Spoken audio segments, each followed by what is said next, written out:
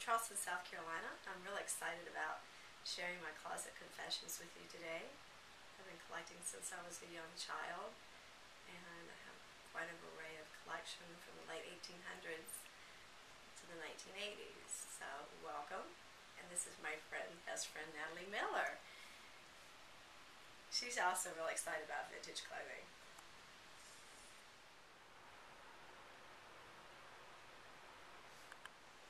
Hi.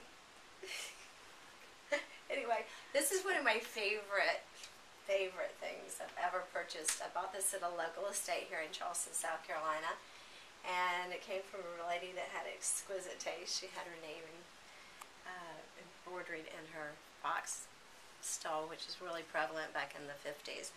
I've worn this to quite a few occasions. My favorite was a party I went to with my friend John Doyle at a black tie party. I wore it with a black, slick vinyl dress from the 80s and this big, fat Marilyn Monroe box stole. It's the bomb. So anyway, then this great purse, which I have carried it with it often.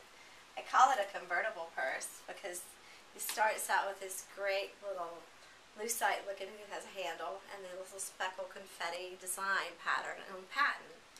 And then up here at the top it has these little catches that you can take it apart.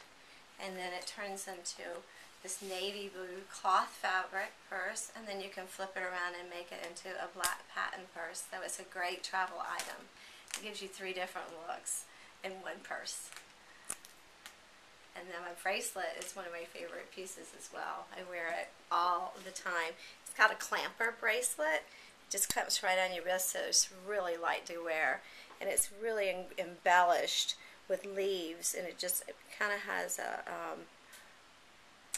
a look of the Renaissance period. So Lori, 2 of the big trends for this season, of course, is animal print and fur. So you have quite a collection here, this leopard print coat and quite a few furs back in here.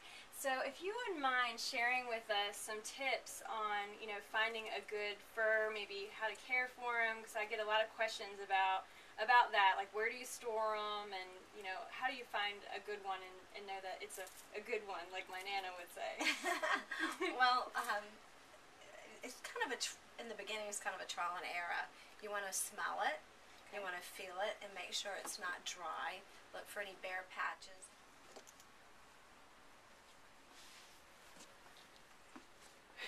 Oh my God, look at that.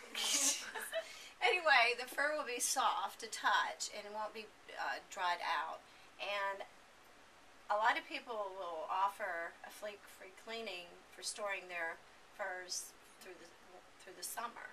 And it's a nice option. I have so many furs that I can truly afford to put them all in storage. And this is one of my favorites. I purchased this probably about 5 or 6 years ago. This is, of course, this vintage, which is really the only fur you should wear, that or faux fur, because the animal the coat's going to 3 or 4 or 5 lives, which is a good thing. This is actually a real leopard coat, which is kind of a rare find, and leopard print is huge this year. But back to the fur department.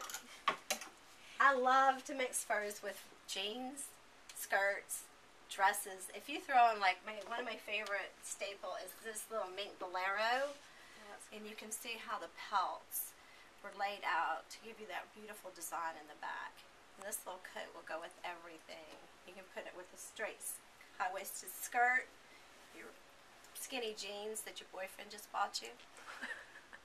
And it's just amazing how cute, and what a head turner. I mean, it doesn't matter how bad your day is, you put on a little fur coat, you're rocking. Back of the closet. This is one of my favorite all-time pieces. I purchased it at an antique store in Pittsburgh, probably in the mid-90s, and it's gone to quite a few cocktail parties.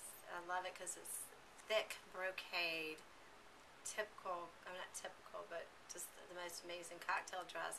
You can go out salsa dancing, then you can wear it to a black tie, but it's embellished with a rhinestone belt and rhinestone buttons, and it's a fitted silhouette, and it's just a lot of fun. And This is one of the pieces I would never sell or part with because I've had so many treasured memories in it. It's been all over Charleston. I bought when I first became a flight attendant on a layover at Asheville. It's very Cecil Chapman, but of course she didn't design this one. It's so remarkably made, all embedded with faux pearls, metallic embellishments. I got this one when I was in college. And I can remember, I can remember wearing this one to the Limelight in Atlanta with this guy I used to date there.